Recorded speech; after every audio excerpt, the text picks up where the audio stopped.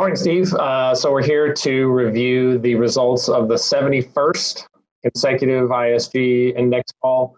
Let's go ahead and jump into the results. Let's talk about the global combined results first. So we're talking about both managed services and as a service. So in our Q1 call, we forecasted about a 17% quarter-over-quarter decline for managed services and about a 5% increase for the as-a-service market. So let's talk about where we actually landed in Q2. Well, it's good news, bad news.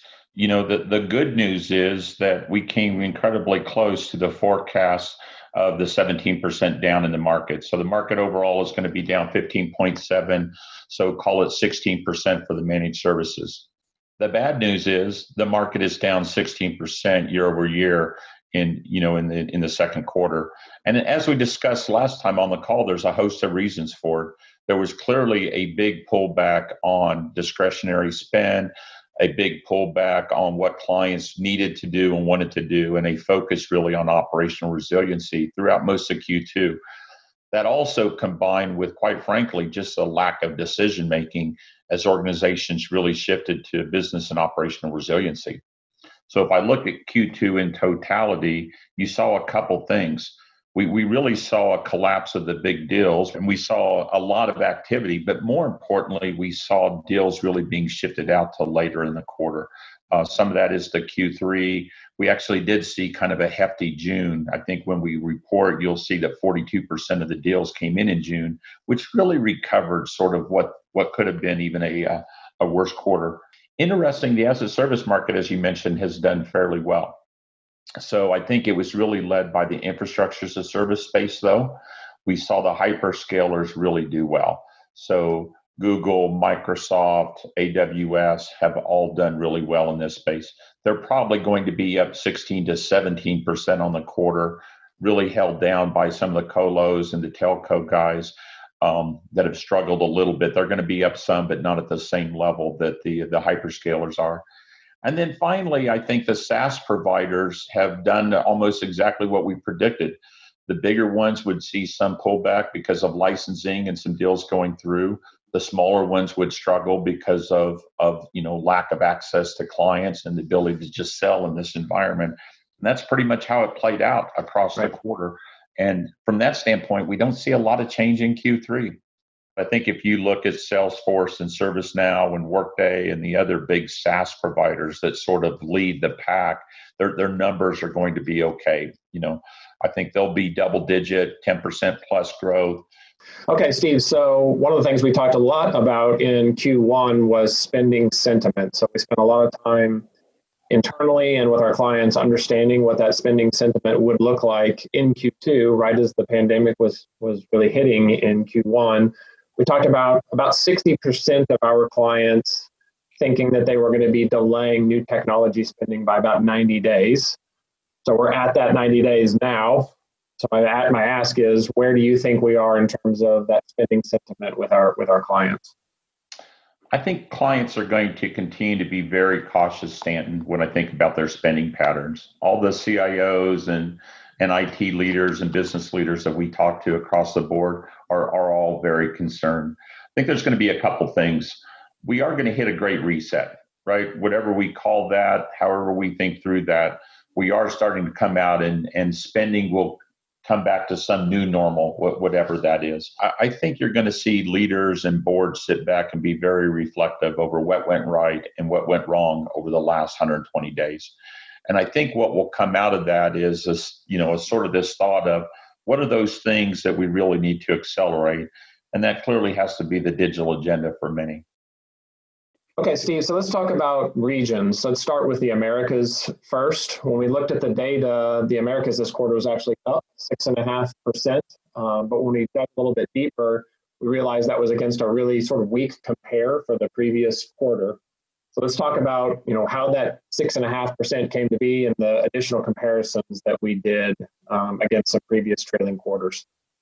Yeah, so Americas was up, as you said, Stanton, on a year-over-year basis, comparing Q2 to Q2 2019. Right. And again, what was interesting, though, is Q2 2019 was exceptionally weak quarter. There wasn't anything really massive going on. There just wasn't a lot of deal activity in 2019. It popped right back in Q3 of 2019 last year. And Q1 of 2019 was also fairly strong. So the comparison was just a little off. When we went back and we looked sort of 5 years and we looked at the average, the Americas was down 4.5% against that average. Given everything that was going on, though, that's actually a fairly good number. Okay, Steve, so let's turn to Europe now, the region that you lead. I don't think it was really a surprise that we saw an almost 9% decline in managed services on the half-year compare. I think what did surprise me was the fact that the DACH region was up 38% on the half-year compare. So the question is, do you think that's a harbinger of potentially what's to come for UK, Nordics, and the rest of Europe in the second half? I think Europe was interesting because maybe it was a little bit of a canary in the coal mine situation early on. And as we mentioned in Q1, Italy's really shut down in sort of mid-February to late February. France, Spain, DACH all shut down immediately, sort of into early March timeframe, followed by the UK by mid-March. So you essentially had the whole continent shut down several weeks earlier than the US market, but also business was really ramping down even earlier in that space. And unfortunately, it didn't really come back until, late June before businesses really started coming in. So the down sort of, almost 9% that didn't surprise me. I think when I looked at DACH, though, being up sort of 38% at the half year point, that was really based on a really strong Q1.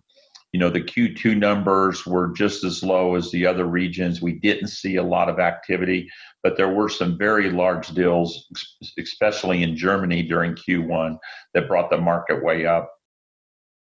So, Steve, in terms of our outlook and our forecast, we're going to stick with our forecast of about a 7.5% decline in ACV year over year. What do you think that could potentially change that, either on the upside or on the downside?